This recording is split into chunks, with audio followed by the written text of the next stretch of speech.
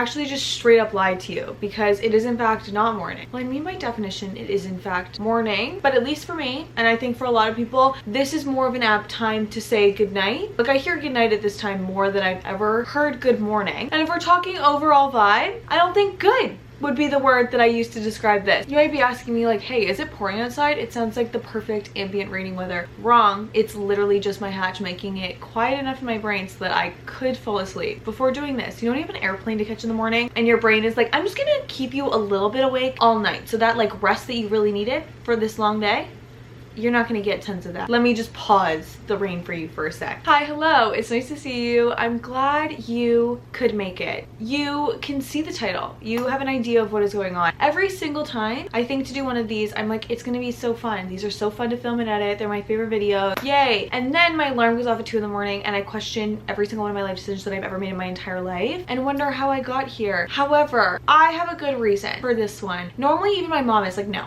don't do it. You're being stupid. They always make you so moody the next couple of days and they are not fun for you. And you call me in tears at least once, which, hey, I'm nothing but a girl. I am just a girl. That's the only answer I have to that. I have a good reason this time. I feel like every time I feel like I have a good reason. This one feels better than normal. Today is August 31st, which means, yeah, the very last day of August. If you didn't know how months work. We're at the point right now, this morning, that I still don't know what's going on. I only have one brain cell awake yet, so you have to be nice to me. I don't make the rules. I literally don't make the rules. Today is August 31st. I finished my very first book in the month of August on August 25th. You heard that right, which is totally fine, except for the fact that I do read for a job, so it's actually not totally fine. August was one of the most chaotic months of my entire life, but I feel like I've talked about that everywhere, so we don't need to dive in there again. I do want to try read as much as I can in a day. It's not even a matter of like, there's so many books that I want to read, I want to get off my TBR. I just quite literally feel like I failed at this month, and if I can read a couple of books today, I will at least have read a couple of books this month. That's how bad it is, you know? July was one of the most months read books.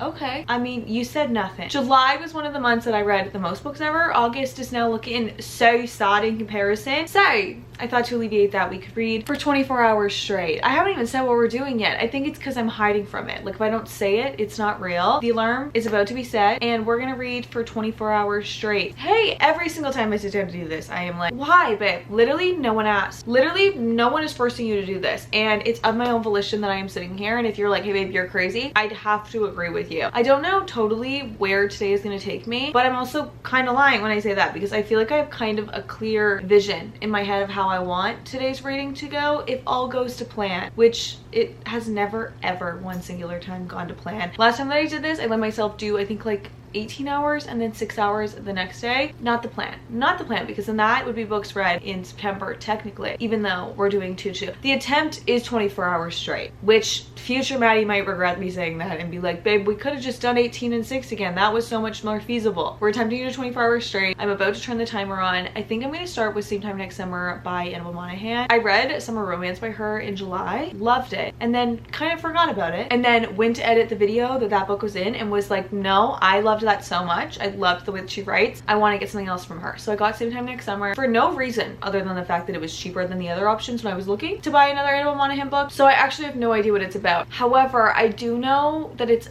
under 300 pages, which for it being 2 in the morning and we're trying to books, I am down for. I also literally love the way that she writes. I feel like I can't wait to jump back into another one of her books. I feel like the way that she writes, the best way you can explain it, and I'm hoping I see it in this as well, is kind of somewhere between Jessa Hastings and Ashley Poston, except they got to the point. You know what I mean? Like some people don't love flowery writing, and I feel like Annabelle Monahan's writing is punchy and everything needs to be there, but it's precise. Like it gets to the point so fast. I don't know if I explained that well. I fear I probably didn't. When I'm back in there, maybe I'll have the words to explain it. It is in fact 2 in the morning now, which means it's time for me to and throw away the key and start reading. To all of the book club besties in the Patreon that are doing this with me, you're my bread and butter. I literally was talking to Rachel about this last night, that if I wasn't doing it with you, I don't think I would have pulled through. And if you're reading along with me now, watching this, hi, grab your popcorn, grab a drink, grab a good book. Although I feel like this one will be really chaotic and there might not be a lot of reading together. There might be some tears together. And on that note, let's read for 24 hours straight. Yay! You know those mind state videos that are like, you just need to reframe how you're thinking about things? I get to read for 24 hours straight. It's too early in the morning. It's not working right now.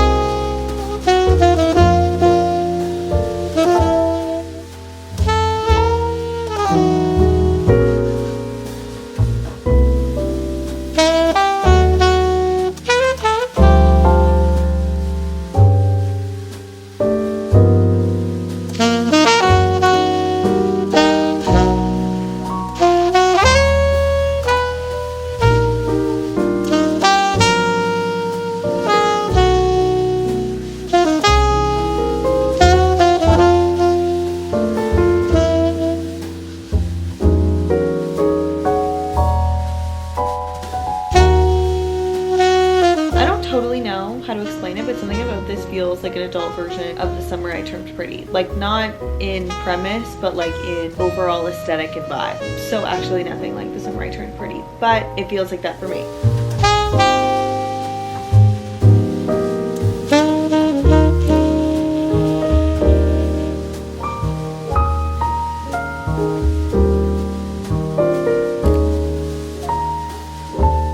Sound of his I love you lost its tenderness. He said it the way you'd say goodbye. I am like just under halfway through Same Time Next Summer. I feel like I'm reading quite literally at a snail's pace, and I think it's because my brain cells are like slowly waking up. We might be up to 3 or 4 at this point. However, I do keep thinking that it's nighttime and I'm gonna get to go to bed and wake up tomorrow. Like, my brain keeps being like, we'll do that tomorrow, and then I'm like, no babe, it is tomorrow. You're in tomorrow and you're locked and loaded on this, what you're doing right now. It's currently 5:21. I'm on page 134. Not great progress, but I'm hoping I can finish this by 8. I'm thinking 6 hours, which is crazy. No, honestly, to be honest, 50 pages an hour is still great. If I can do 50 pages an hour on average, I will be so great. But I was gonna say 6 a.m. because 6, like I said, the one singular brain cell that is on in my head. These are like my absolute favorite type of book. These are like my comfort type of reads, books that feel like this, which is why I always leave one book unread from some of my favorite authors. Like, I have an unread book from Abby Jimenez. I have unread books from Elsie Silver, because they just do what I need them to do, okay? Maybe in different ways, but they're my favorite type of reads because they're quick, they're easy, and they're fun. That's all there. That's my favorite part of reading, obviously, is feeling enjoyment. However, they have the capability to make me cry. I already know from where I am in this book that this has the capability to make me cry. This far in, I already like this more than I like Summer Romance, and I rated Summer Romance a 4.5, and then the more I thought on it, I was thinking about it so much, just the way that she writes, thinking about the story and the characters and the way that she portrays her characters so much, that I was like, I think it's a 4.75. And I think about Summer Romance so often that in my heart it feels like a 5-star read, but I know it's not.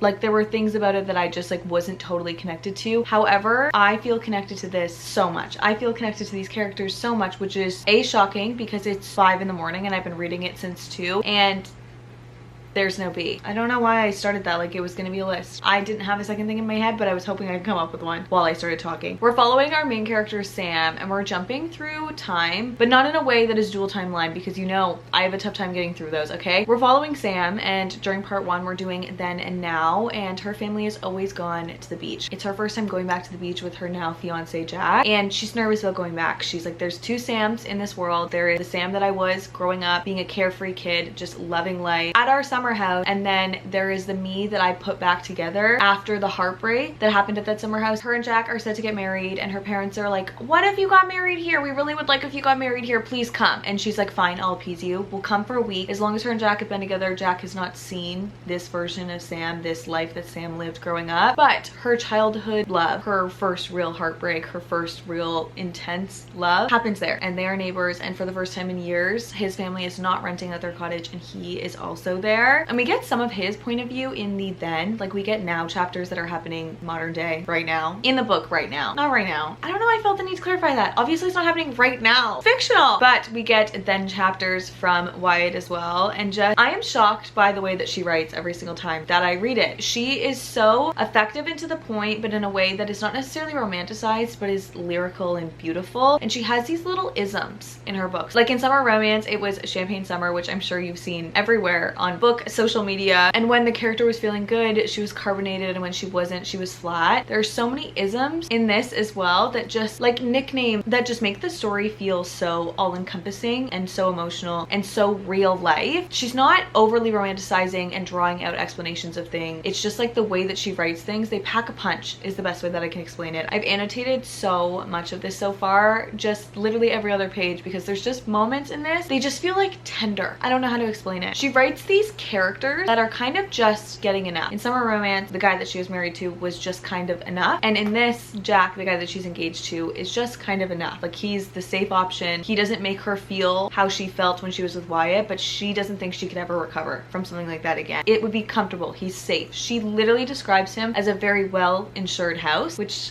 would be my nightmare to be described as, but the way that she writes it makes you reevaluate your life. Like, I feel like I'm constantly looking internally at myself reading her books. Am I taking just enough? And I understand that they're fictional. Don't get me wrong. There's something about writing that can make you like look at your own life and apply things to your own life that you just know it is hitting you in your core, which I have to be honest, this is without a doubt hitting me in my core. This feels like an adult version of The Summer I Turned Pretty, and that doesn't make sense in practice or in actuality in any way, shape, or form, just in how it means to me. Like, the setting and stuff feels very similar to me, and because we're getting the then chapters that really feel like they were written by the characters when they were that age, but then when we're in now chapters and we're looking at them now 30 years old, not 12 or 15 or 16 or whatever it is, they're reacting to how they felt back then, and they know that those feelings were crazy, and that's what it's to be young and in love. When you're in the chapters with them, you like believe it so wholeheartedly. The dichotomy of having both, I'm loving. I just rambled for a really long time about this. This always happens. I feel like in my 24-hour videos, I always start with a book that ends up changing my life. That's dramatic. Hoping that I can finish this by like 8-ish. I think that's possible. That's like 3.5 hours from now, and I have just over 130 pages. Is the math on that right? We'll see. I'm gonna not put pressure on myself, because I'm normally mean to myself when I film these, and I'm like, you're not reading fast enough, and then I read slower because I'm in a bad mood because I'm being mean to myself. If you have not picked up an Annabelle Monaghan book yet, let this be your sign. Summer's not over yet, okay?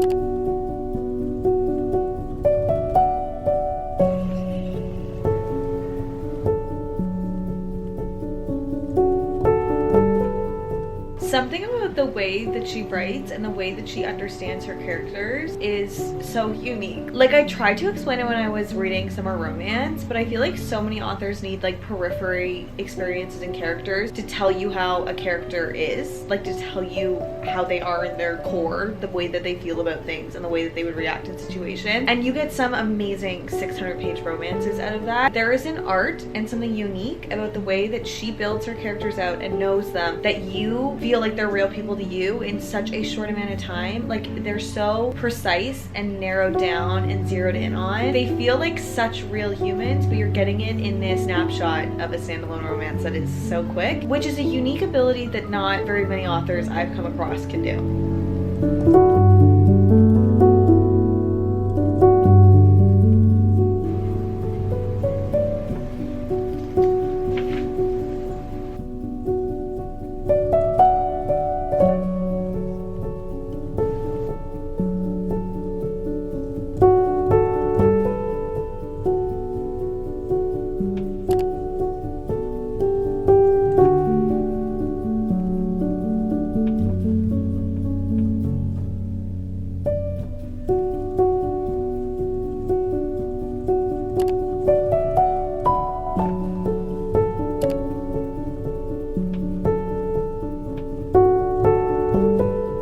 Now the real question is, am I crying because I'm exhausted, or am I crying because I love them?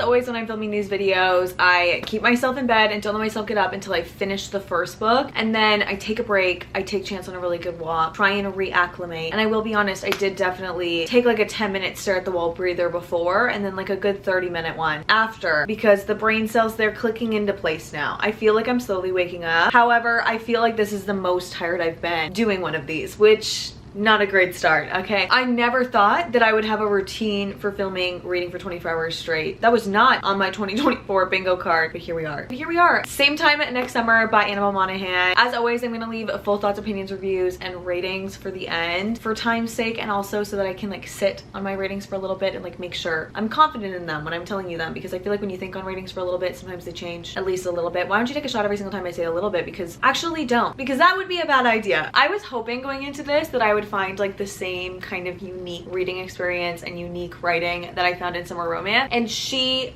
delivered 100% through and through. I hate to say it. No, I don't. I don't hate to say it at all. I liked this even better than I liked Summer Romance, and I loved Summer Romance, and I thought about it so much after finishing it. I wouldn't be surprised if at the end of all of this, when my brain cells have all clicked back into place and I can think like a coherent human, this is a 5-star read for me. There was not a moment of this that I was bored. I noticed at like the halfway point when I stopped to talk to you guys that I had not looked at my phone one singular time. I talked in the book club group chat like a tiny bit, like 2 or 3 times, but I was so lost in this story, and I was through and through reading this so slow because I was exhausted. I was enjoying it 100% of the way through. I feel like I connected with these characters in a way that I wasn't expecting to. The way that she writes characters is just, for some reason, unlike anything that I've ever read. She does it in such a finite amount of time. It's so short, and she writes beautifully. Like, her books demand to be annotated, but it's not like paragraphs of beautiful writing and lyrical writing. It's like one sentence or one word that like packs a punch. Everything about her books wraps up. Like, there are so many things that are just like offside mentions that you could totally miss near the end of the book that wrap around from the beginning. I don't know how to say something without saying anything, because again, this is one of those books that I don't think you should read the back going in, because I love going in blind, but sometimes like a really good, well-written romance, it's the best. Because there were a lot of twists and turns in this, a lot more than I was expecting, and the emotional development, there's something about the way that she writes, that she writes these huge emotion and these huge feelings, but they're slightly removed from the characters. Like, they might have been things the character has gone through, but for the most part, it's like periphery characters doing bad deeds or having bad things happen to them. Does that make sense? They make you feel for that emotion and that experience overarchingly, not just for the character in the moment. I don't know how to explain that better. It's such like a distinct feeling in my head, but I don't know how to put it into words. And I felt the same way about Summer Romance, but for different things in both of these books. That being said, I stand on, if you have not read an Annabelle Monaghan book, summer's not over yet. I think you should pick one up. I also think these would hit in the fall. She just writes in a way that I love. And I used the blue and yellow tabs in this one again, the same ones I did in Summer Romance, and it matches the cover so perfectly, and that was not even on purpose. I just loved the way the tabs looked in Summer Romance, so I was like, I want to do the same ones again. I think I'm gonna have to do all of my Annabelle Monaghan books with these yellow and blue tabs because they look so gorgeous. I did take, to be honest, a pretty long break. However, this is the fastest I've ever read the first book in a 24-hour video, so I feel like I was feeling like I had time. I mean, like,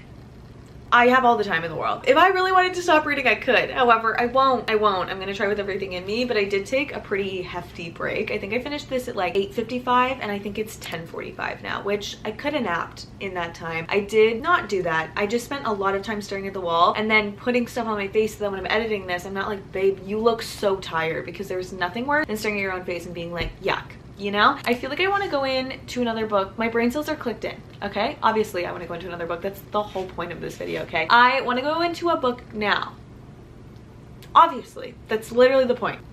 Or when I said my brain was waking up and turning on, wrong. I want to go into something that still takes a little bit of brain power now so that I get it and I can understand what's going on. Oh my god, I cannot put a sentence together to save my goddamn life. Maybe I need to read something lighthearted and easy right now. No, I want to read a fantasy. I am so deep into fall in this moment. I want fall. I've never wanted fall in the way that I want fall right now. So I think it's time that we read a fantasy, because Fantasy Girl Fall is here. And I have a couple on my hit list that I'm thinking of reading while I still have the brain cells to comprehend and understand something with magical realism or fantasy or whatever, and then we'll decide where to go after that. The brain cells will be depleting. The ones that I have pulled off my shelf that I am intrigued by and maybe could read are The Cruel Prince by Holly Black, which, if I'm so honest with myself, I think this has been an option that I've told you is an option in every single one of my 24-hour reading videos, and I've never picked it up. So if we're honest, probably not gonna be this one. Half a Soul by Olivia Atwater. I saw a review on this, or someone doing a reading vlog of this sometime forever ago, and it sold me. Been wanting to read it. Like, I've had the inkling that I would really like it. Do you know when a book is just drawing you? Like, I don't don't really even totally know what this is about. I know that she sells half her soul and she's trying to go about life. Like, that's all I know. Haven't heard that much about it, so I don't even know if it's amazing, but it's like calling to me, but I also then don't pick it up, so I don't know. And then The Veiled Kingdom by Holly Renee. Don't ask me what this is about. I have no idea. There was a period that I was seeing so many reviews for it, and someone's review just sent me over, and I ordered it, and it's here, and I've been wanting to get to it, and I'm pretty sure the second one comes out soon. If I'm so honest, I think I've already decided on this one. As soon as I picked this up right now, I was like, yeah, this is the one I'm gonna read. However, I'm gonna go look at their Goodreads ratings.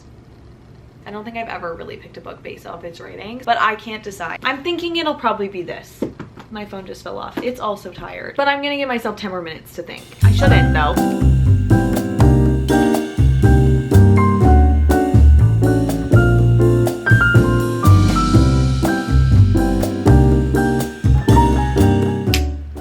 Name a better sound than that. You can't. You cannot.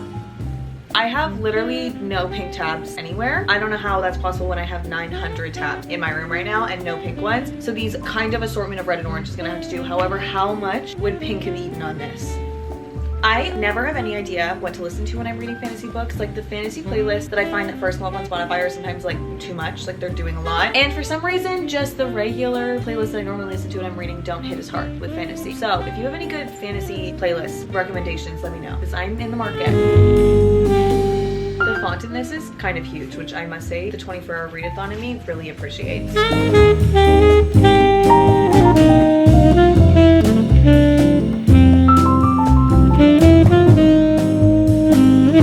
We've really just got like right in there so fast. I feel like I'm reading words on a paper, but I have no idea what's going on. I'm on page 7, but we got right in there so fast. I feel like I'm getting a little bit of whiplash.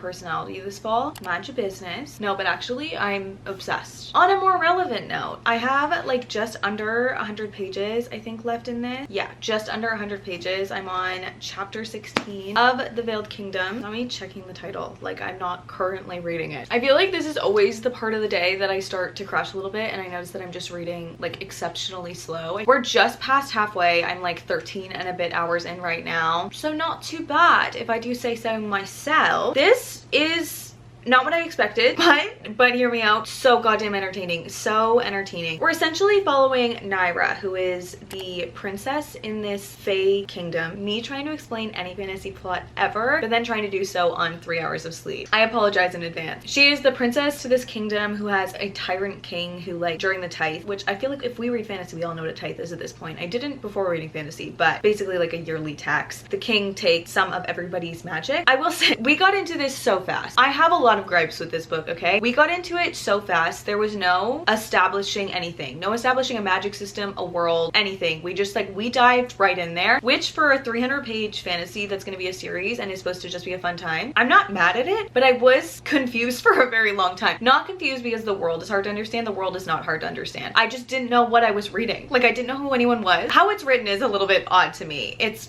very matter of fact. I feel like a dialogue based fantasy is really good when the banter is really good. We're starting to get some of that now, but in the beginning it was just a lot of dialogue from characters that you didn't really know yet. Like, this happened and I went here and it looked like this and I went there. I don't even feel like we got descriptions at all for what the characters are supposed to look like beyond eye color, which has been a thing in this a lot. That being said, let me get back on track. The rebellion group in this kingdom did a raid a while ago. A while ago is such a crazy thing to say when you're talking about a book, just like a while ago. And she was very heavily abused by her father because unlike most of the Fae in this realm, pretty much every single one of them, she has no power. And she is supposed to be the heir to her father's throne one day, so that's a no-go. And he's obviously a shitty king. If there's a rebellion against him, I feel like we can read into that. But now that she has run away, she's not safe in her kingdom with her dad, and she's also not safe with the rebellion group who wants to end her dad's reign. So she has been living on the streets until she's captured and then uncaptured and then kind of captured again, but this time not by her father's men but by the rebellion. And it's an immediate enemies to lovers with the commander's son. Did I explain that even a little bit kind of well? I'm hoping so. Hear me out. The writing,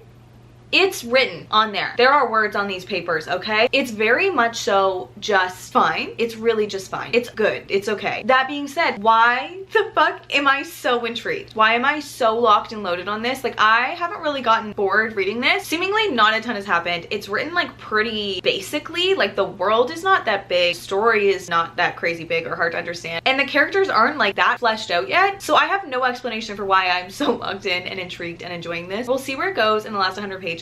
I have no idea how this could wrap up because I don't even know what has happened this far. Like, not a lot has happened this far. It's kind of like day to day to day, but I'm intrigued and it's entertaining, which, you know what? Sometimes that's all a book really needs to do. It just kind of needs to be entertaining. It doesn't need to be the biggest, most crazy fantasy plot in the entire world. There's 100 pages left. I'm hoping I can finish it in the next like hour and a little bit, and we'll see where we go from there, and we'll see how this ends. Like, I have no serious thoughts about this. Like, I'm enjoying my time, but I know it's not arguably good in my opinion, but I'm enjoying my time. Does that make sense?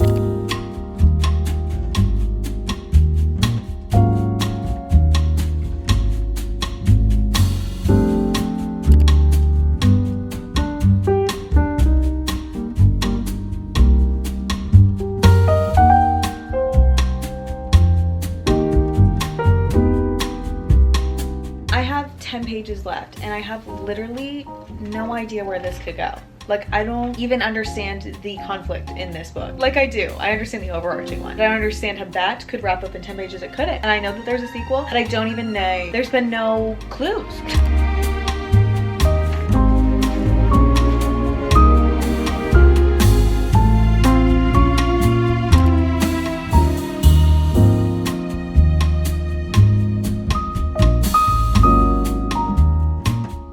For the sake of not sounding dramatic, but I mean, like, I'm obviously gonna be dramatic. What happened? Okay, my initial thought, the thing I was thinking I would say coming on here 30 pages ago, 40 pages ago, was the beginning was weird, like kind of strange, but then it got better. Like, it picked up. I feel like I was lost in the story. In the beginning, I was just reading words on paper, and by like the middle-ish and like near the end, I was like lost in the story. I was like not even noticing I was reading. You know that difference between like I can tell I'm reading and I'm actively thinking about the fact that I'm reading, and then when it's good and you get lost in it and you're just happen to be reading and you're completely lost in the story. I mean, that's the whole point of reading, but you get the difference. We all, right?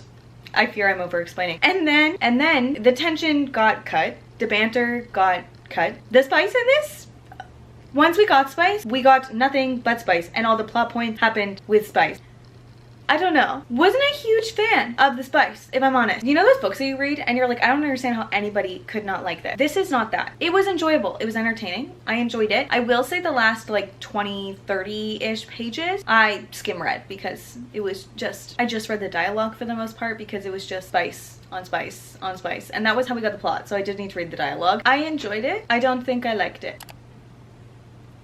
I don't know. I feel like I need to sit on this one. I enjoyed my time, but then a lot of the beginning and the end made me like, ugh. They were like specific moments. I need to think on it. This is quite literally, in my brain, the definition of a fantasy that you don't have to use your brain because you didn't have to think about anything. You were just told. There was no inferring about anything. You were just told, and not in a way that was like condescending, like you assume the reader doesn't understand what you're saying, but in a way that was just like I could turn my brain off and blindly enjoy it. I don't know what I just read. The way that this was so out of left field, not at all what I was expecting. I was expecting something kind of like The Heartless Hunter. Not in plot, but in stature. I don't know what else. I don't have any other thoughts on it for now. I really don't. It is currently almost 5, which means we're at 15 hours almost. 5, 6, 7, 8, Oh, okay. So which means we still have 9 hours left. I read 2 books with 9 hours to spare. I feel like that's not too bad. I literally never claimed to be good at math. 9 hours. 16, 17, 18, 9 more hours. Not me not knowing how to do the math between 15 and 24. I feel like that was ample explanation enough of where my brain is at. Right now, I am thinking. I've been looking at my bookshelves. I've been looking at everything that I have. And I think I want to go into Heartstopper. Really random. I don't know very much about it. I've never watched the show, but I do want to read the books before I watch the show. And I've been seeing a lot of this online recently. I've never read a graphic novel before, so I'm kind of excited. I think it'll be fun. I don't understand how this, as a graphic novel with like this many words, is gonna make me cry. And I've seen people crying to it. However, I cry easily. So if other people are crying, there's a real chance that I will. I know nothing about this other than it's friends to lovers, if I'm not mistaken. I think this is gonna be like a good palate cleanser, brain break. It'll feel productive because you can flip pretty often because like there's not very many words. And with the amount of thoughts that I feel like you can tell are going on in my head, I mean lack thereof, I think a palate cleanser or something that will feel easy is truly the best place that I could go right now. And I've been talking for far too long again. 15 hours in, 2 books down, it's almost 5 o'clock and we're on to book number 3.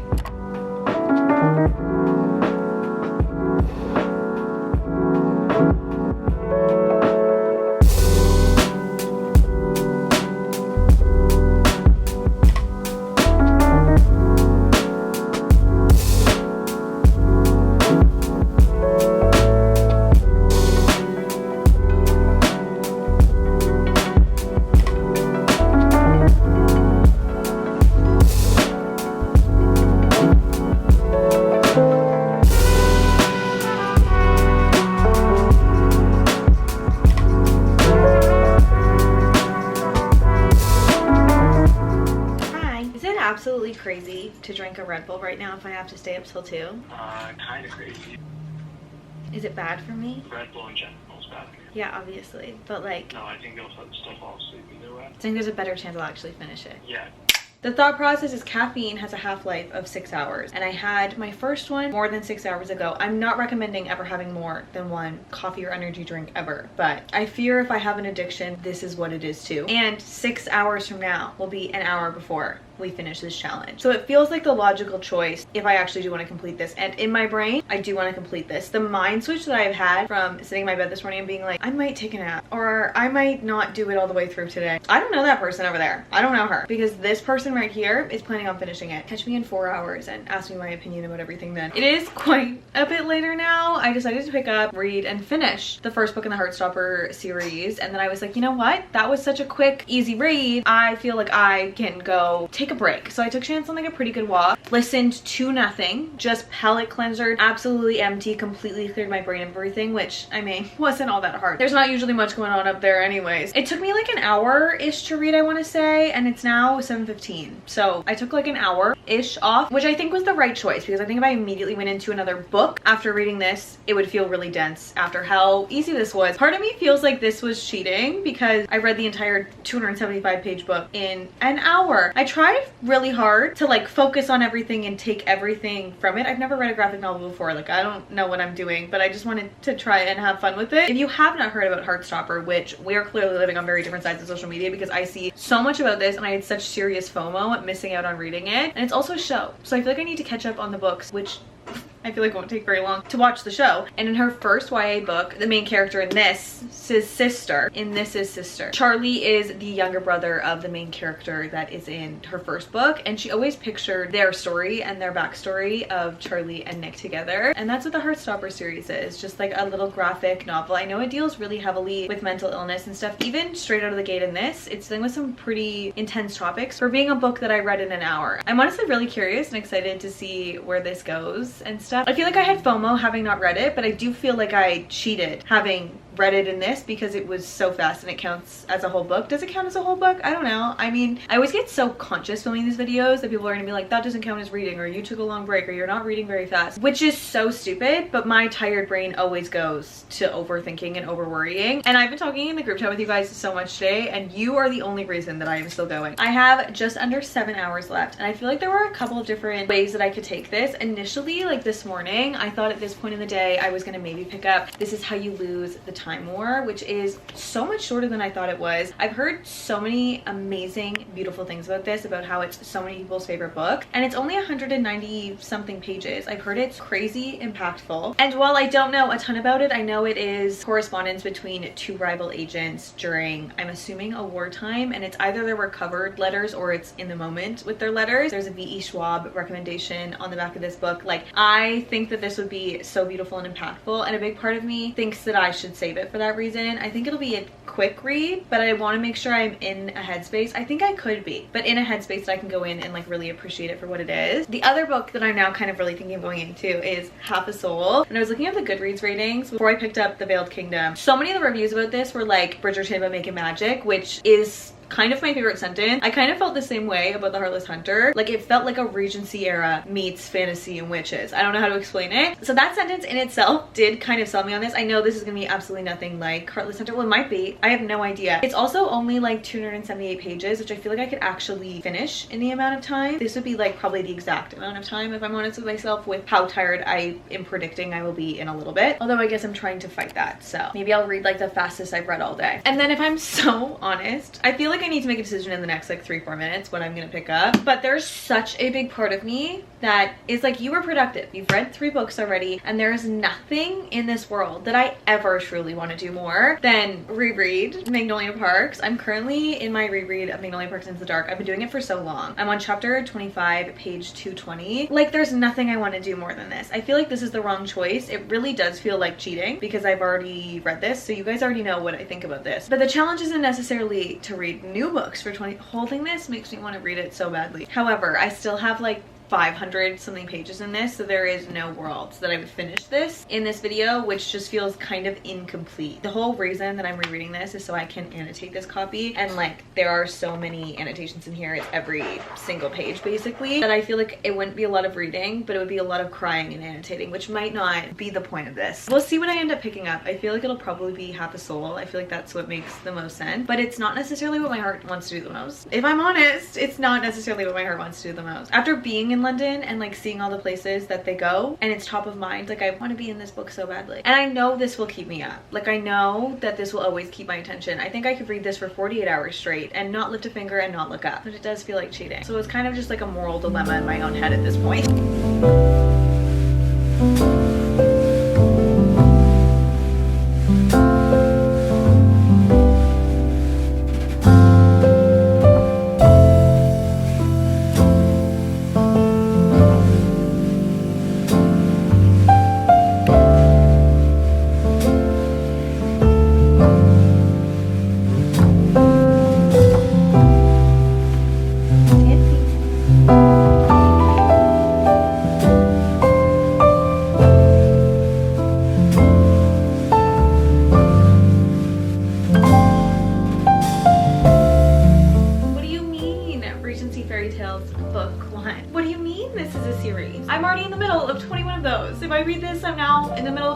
You can tell that I am important, for I am wearing many expensive jackets. I think that sentence tells me more about the vibe of this book than anything else could have.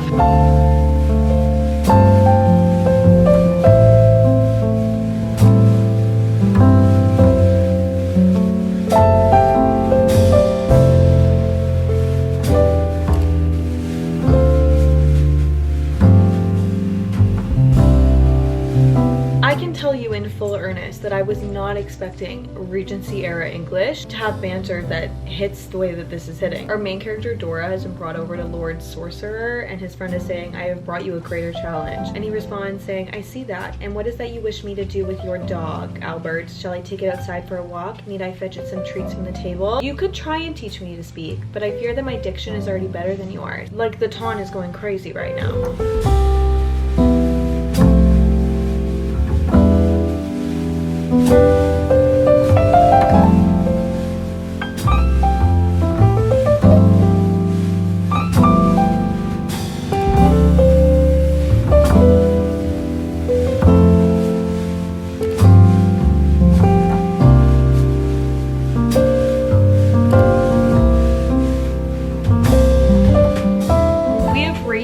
Pivotal point in the 24 hours where I am reading, but I am not thinking about what I'm reading, and I keep clocking in and being like, wait, I just flipped the page like 4 times and I was not thinking about what was going on in the book. I was thinking about ducks. I don't know why I said ducks, not ducks specifically, but something random. I guess ducks are random. I'm now probably gonna think subconsciously about ducks. It is just past 11:30 right now. It's a really weird way to say the time. It's like 11:40 right now, which means we have 2 hours and 20 minutes left. I'm not battling sleep at this point and I wanted to be more comfortable. So I did make the executive decision to put myself to bed. Now, risky choice on my behalf. However, I feel like we're so close and I'm doing fine so far, to be honest. I don't feel like I'm grasping to keep my eyes open, so I did decide to tuck myself into bed because it is far more comfortable. I am definitely reading at a snail's pace. I mean, when did I start this? I want to say I've been reading for like 3 hours and I am just past, oh, of course I lost my page. I'm on chapter 9 on page 109. I love when things like that line up. Into Half a Soul. If you can't tell from all of these annotations, I'm seemingly obsessed with this book. I don't even know how to explain what it's about. I thought it was going to be about a girlie who lost half of her soul in like a Disney Princess Fairy way. Like she was the nicest, sweetest girl in the entire world and she's lost half her soul and she's trying to hide that she lost half her soul by being like, I don't know how to put into words in my head the fact that I'm picturing like Snow White with birds all around her and she's just trying to hide. That's the character that I had envisioned in my head, which is not what this is at all. I feel like the best way that I can describe Dora in this book is like if Jess from New Girl felt nothing. But like she's quirky, she's weird. It's weird. The writing and everything about this story is weird in an incredibly entertaining way, in an Alice in Wonderland way, like in a Mad Hatter way. That's the best way to explain it. That's exactly what I'm thinking of. Main character Dora's mom has made a deal with a fairy, which the fairies in this world, from what I've gathered from the name of this series, I think they're all gonna deal with, yeah, Regency fairy tales, and their fairies are in a different world. The lore of that is like not very important to the story, but a fairy has come to her when she was very young being like, hey, so your mom did tell me that I could have your soul, so I'm gonna take that really quick. But her cousin and her best friend Vanessa ran at him with a pair of scissors and stabbed him in the leg, and he only got away with half of her soul, so she feels things. She doesn't feel anything in totality. There's a quote at the beginning of this where she's saying like, that thing that you just said in front of me should sting, but it doesn't really sting. There was a small part of her, however, very deep down, that added the comment to a long-standing pile of other similar comment. The pile gave her a faint sinking feeling which she could never quite shake. Sometimes she would find herself taking it out, examining it in the middle of the night for no particular reason she could discern. She's half there. She half feels things. She feels really big, long emotions, but happy is the one that she just like can't quite grasp onto. And Vanessa is of age to officially try and find a husband. Think Bridgerton. We're going to London. We're a part of the Ton. Dora just says the weirdest things because she doesn't have half a soul. It's so good. I feel like if you don't like Bridgerton or reading like Regency era things, which I don't think I've read anything else Regency era, however, I would be lying if I said I didn't love the way that they talk. It's definitely very much so that, but in like a witty, bantery way that I was not expecting. And Dora's not like happy-go-lucky princess vibe. She's fucking weird. Like she's weird and I love it. I'm thoroughly entertained by this. I think this is like a very niche book that people would love, but I'm loving it so far. It's now in fact 11:45 and I fear there's absolutely no world that I will finish this. I mean, if I had every single one of my brain cells intact and ready and starting the day, I could definitely finish this. I have like 180 pages left, not even. At the rate that I am reading, I probably won't even reach 200 pages if we're honest. I'm loving every single second of it and I could not ask for a better way to end this. It's grasped my attention. At least everything that I've read today has really grasped my attention. That's all I can really ask for. Desperately trying to stay awake.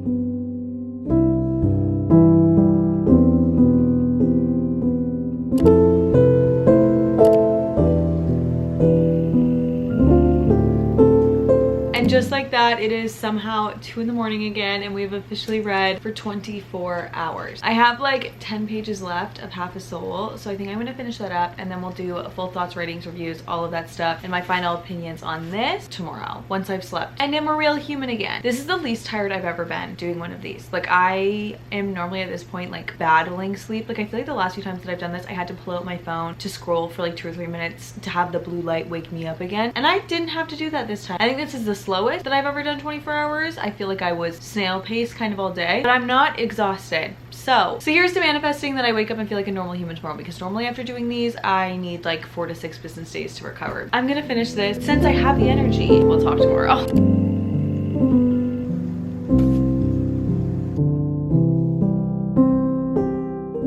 officially read for 24 hours straight. Well, actually, that was a couple days ago because, to be honest, I sat down to film my full thoughts, ratings, reviews, all of that for this video, for the books that I read, and I feel like I don't remember. I feel like this was maybe the most out of it. I was filming one of these and I feel like I don't have completed thoughts. Yeah, I don't feel like I have completed thoughts ever, really. But that's kind of just my continuous state of being. However, I feel like I didn't remember reading these. Like, I feel like that was a fever dream. I will say, I think that was my most saying all of that and then saying I think this is my most successful 24-hour reading video is just absolutely out of pocket of me. Like, completely does not make sense. Make it make sense. I think this was the best emotionally and like physiologically 24-hour reading video that I've ever done. Now let me explain, okay? 2 p.m. I wish it was 2 p.m. that I finished. 2 a.m. I finished reading and I was not exhausted. I ended up probably going to bed at like 3:30. I finished Half a Soul. Like, I kept reading, which I have never ever desired to do, finishing one of these. So for that, I am happy with this one. I will say I read significantly less. I read on average between like, I want to say 1,100 and 1,300, maybe 1,400 pages in these normally. And this time I did read just over 1,100. Let me get the actual number. I read 1,115 pages to be exact. However, one of them was in fact a graphic novel, which was 263 of those pages. So I feel like I need to take off like at least 150 of that. Just under 1,000 pages, which is the least I've read for 24 hours. But also, I feel like you could tell throughout this, I was reading the most. Like, I picked up my phone the least. I like got up to take chance on walks for no reason because I wanted something to do to stimulate my brain that wasn't reading words on a page like I normally do. I took way less of those breaks. I feel like I was reading for most of it, but I guess I was reading at a snail's pace and seemingly not taking much of it in. However, I have some thoughts about a lot of them, good and bad. Starting off with This Time Next Summer. It's not what this is called.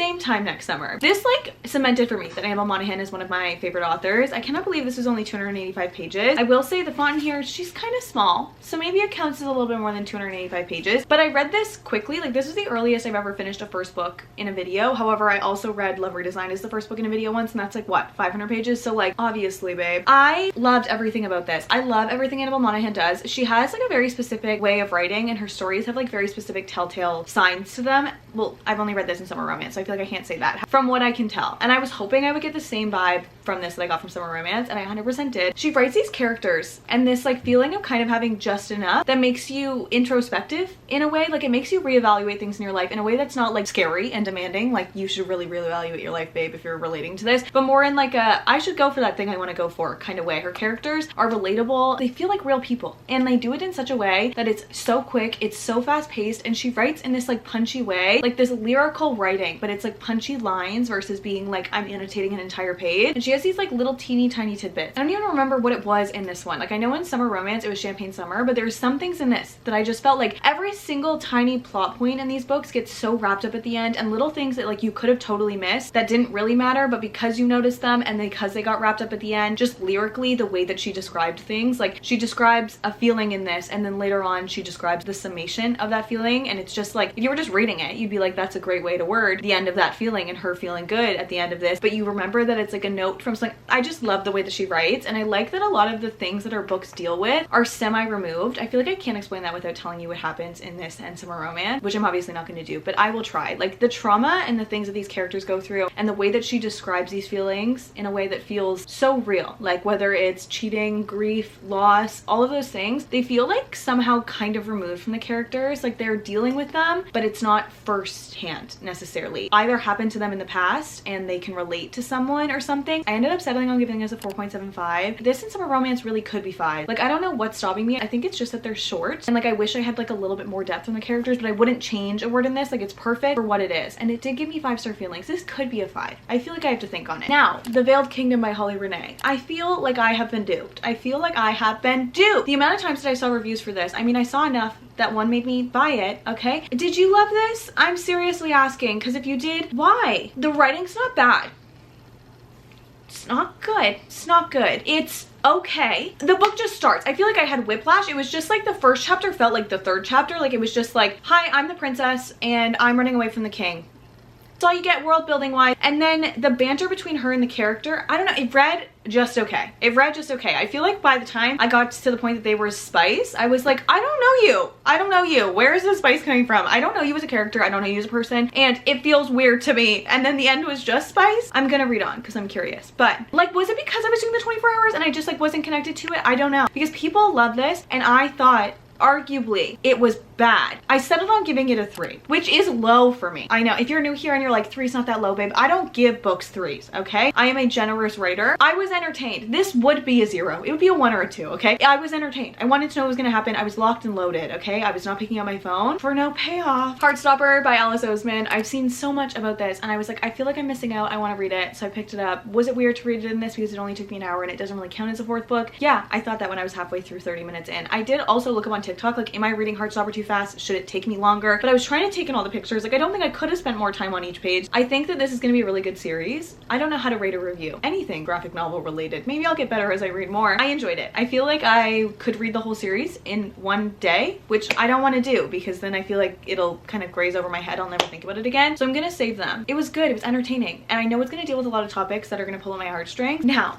okay, now I've thought about it. I've thought about it hard, long and hard, long and hard. This is a 5-star read, but it's not just that. It's a 6-star read, Half a Soul by Olivia Atwater. Guys, the words do not exist. The Bridgerton vibes, the whimsical vibes, the main character that toes that line of being like, it could be cringy. You could be trying too hard to make a quirky, weird character, but she toes that line so perfectly. It makes you love, oh, I'm obsessed with everything that this book did. This is a renowned 6-star read. If you hear me not shutting up about this anywhere for the foreseeable future, get used to it. Get ready. If you loved Olivia Blake, I would recommend this. If you loved Once Upon a Broken Heart, I would recommend this. If you loved anything fantasy-wise that has like a deep romance plot, I would say this. I loved this so much more than I was anticipating, and I did read the rest of the series, and I do intend on reading it soon. That's how much I loved it. I am already reading the novellas attached to this series. Obsessed. I cannot believe I don't see more recommendations for this. I've seen so many people say this is on their TBR and that they haven't picked it up. Pick it up. Pick it up, okay? It's so weird. It's not what you expect at all, but it's so beautifully written. It's entertaining. The characters are so unique. I don't have the word perfect. I annotated so much of this, and yes, my bookmark is still in there because there's a short story that I have not finished that is in here as well.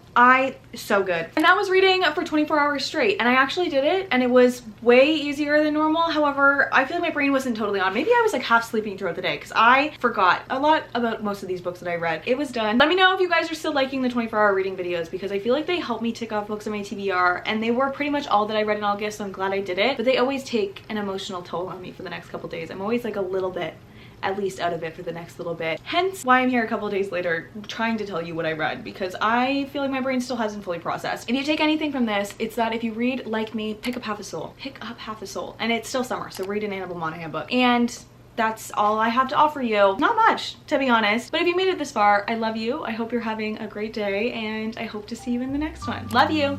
Bye. If you've read Half a Soul, let me know what you thought, and if you haven't, add it to your TBR. That's all I can say. That's all the words I have.